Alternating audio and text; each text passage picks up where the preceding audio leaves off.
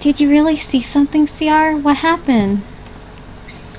No idea. I was bluffing. Aze is so narcissistic that he probably doesn't want anyone to know about whatever humiliating punishment he was given, I guess.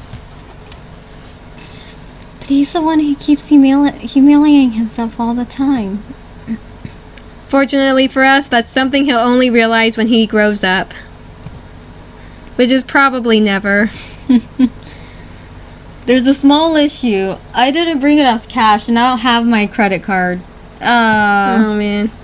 What can we do? Don't worry, I have 35,000 coupons that we can use as payment. It still makes me feel kind of sad to throw them away like this, even though I never use them. Are you stupid? We will gladly accept your coupons. Thank you very much. Oh. Okay. Wow, that's 3 of them. Okay. Wait, it's Claire, Luce, and Ciaran. Okay. That's a channel Claire. Okay, 1, 2, 3. What's wrong with this restaurant? Hey, at least he took the coupons. That saves them a payment. Luce, Claire, and I are walking down a street on our way home. We left Aze behind. He lives in the opposite direction, and we was also unusually indisposed. Yeah. After the enigmatic events that had transpired with the substitute teacher. I didn't even have time to tell him that I'll pay him back whenever I have the money. I thought he'd be happier since that teacher is even kind of attractive. I choose not to think about it any longer. I'm not nosy, and I know that Aze, despite how annoying he is at times, wouldn't bug me about things when I seem unfit for it. I'm going down the stairs. These stairs. Oh, these stairs, yep. Halfway down the street, there are 4 stone steps that connect to a perpendicular street. Claire goes down the stairs with 4 small jumps. I suspect that she announced it so loudly so that I can't accuse her of stalking me today, since I also have to go down those stairs to get to my house. I forgot. Do they live nearby each other? They're going the same direction. I forgot, probably.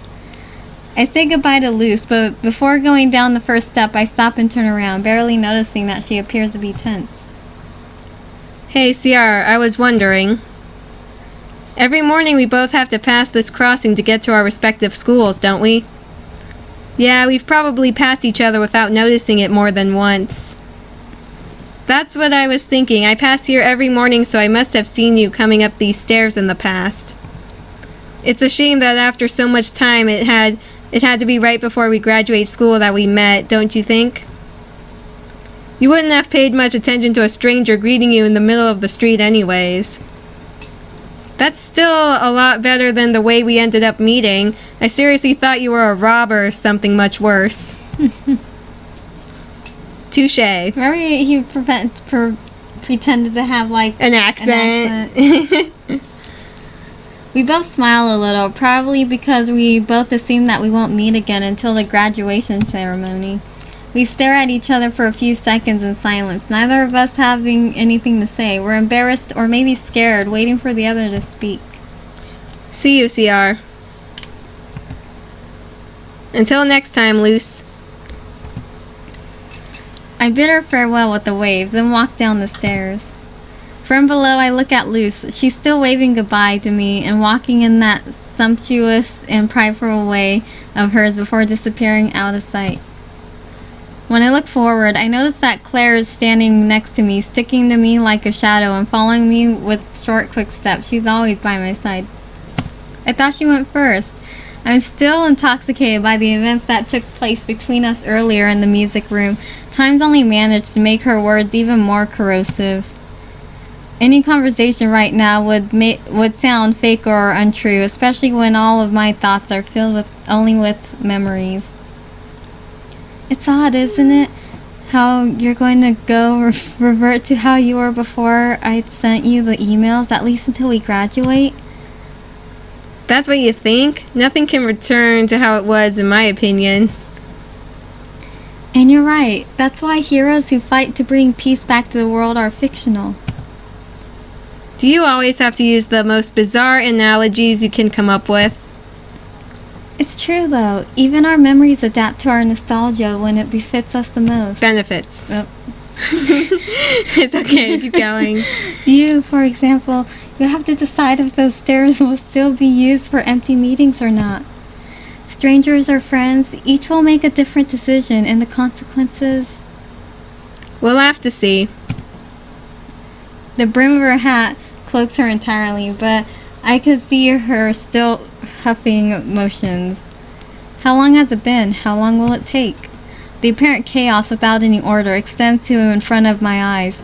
It silently walks among the noisy streets filled with bustling students. Can I hear something among the crowd? Voices of the distant past or answers from the future?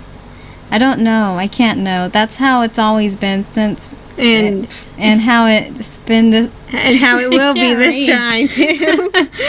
Even if we're entering the new chapter. The final chapter. Can't read today. Yeah. Neither of us can read today. Oh, this is a story. You want me to... Reading. Go ahead. Okay. Reaching the Sun, Chapter 3. Real... Oh. The sentence was starting. So foretold the tales that once upon a time, there was a wolf without a past or memory who wanted to reach the sun. Hey you, Harry, come with me. A voice wafts through the tree branches without any clear origin. Yeah, you, I'm talking to you. Who else? There's no one else here, genius. Come on, follow me. The wolf was astonished. He could see something moving among the treetops whilst the voice grew distant. Before he lost it, the wolf followed it until he reached the foot of the mountain, a dead goat lying at the base. Help yourself, it's your dinner. The voice took shape in front of the dead animal. The source was an apathetic crow with a limp body. He stood out quite a bit because, unlike other crows, he was gray. The wolf, however, was feeling reluctant about accepting the goodwill of the crow.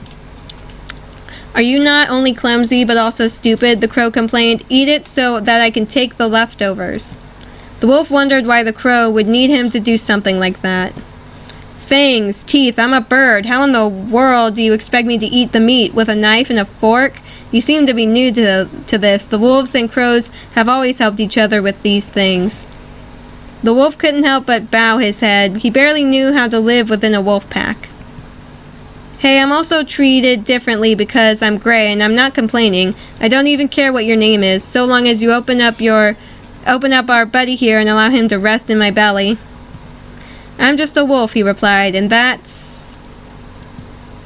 Look, you could be a seagull for all I care, the crow said in an irritated tone. You are a wolf, and when I present you with corpses, you tear them asunder. We make a perfect team. We can take a picture to commemorate the epic moment and create a website that chronicles the great adventures of the hobbling wolf and the rejected crow.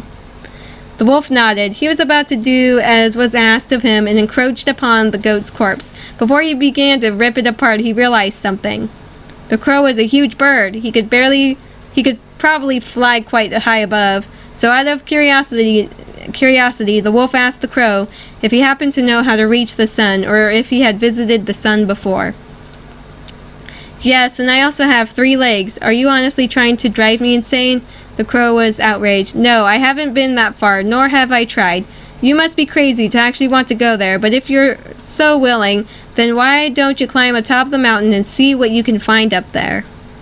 The wolf hadn't noticed something so simple. He had tried even worse things before, so it might not be such a bad idea. In any case, I doubt you will accomplish anything. The crow's words puzzled the wolf and caused him to tilt his head. It's not a question of whether or not I believe you can reach the sun. It's quite obvious that I don't want to oppose the one standing over my meal. The crow shrugged and sighed in annoyance. It's that the mountain is quite vast, and I don't think you'll be able to reach its summit. It exhausts me just looking at it, and I can fly. Imagine your own situation when you walk in such an odd manner. It's important to distinguish between reality and delusion, you know. That's my motto. The wolf didn't wish to speak with the crow any further. His own aspirations and the ones of his gray acquaintance were completely different. There was no more reason to discuss it. The wolf asked one last question out of curiosity, and the crow replied angrily. Why do you care? I won't confirm whether or not that's my name. You're quite nosy. In the same mood, after their dinner, the wolf and the crow bid each other farewell, each going their separate way. That is how the wolf came to begin climbing up the mountain. At first it wasn't too difficult, but it became harder and harder. The mountain's path was erratic and confusing. The wolf got lost easily and was often unsure if he was following the correct path. Do you want me to take over? As he went up No, I'm good. The temperature became more frigid and it became more difficult to breathe. The incline of the slopes grew and the wolf was unable to find another path from which to advance. If I'm the only one reading, this will go along much faster. He sought out a place to rest, but was attacked by a bear. He tried to run away, but only managed to get injured and further complicate his situation. Some days passed, and the crow was right. It was impossible for the wolf to reach the summit. He was exhausted, disoriented, and injured. How, he wondered, how can the sun bring happiness when it's unreachable? After so many attempts, he had accomplished nothing at all. The sun was so distant, its existence was so difficult to believe in, something so implausible cannot bring joy. The wolf was about to give up. No empty promise of happiness or the sun itself justified such a risk. And he was also alone. There was no one standing next to him, no pack, no friends, not even a past or memories. Only one future lay ahead: death. If I'm going to die, then I must at least try. That's my decision. So foretold the tales that once upon a time there was a wolf without a past or memory who wanted to reach the sun. Yay. Oh, okay, that was it? I thought there'd be a little more to it. Oh, chapter 5. Chapter 4 was long. Yeah. A phase of my life is coming to an end.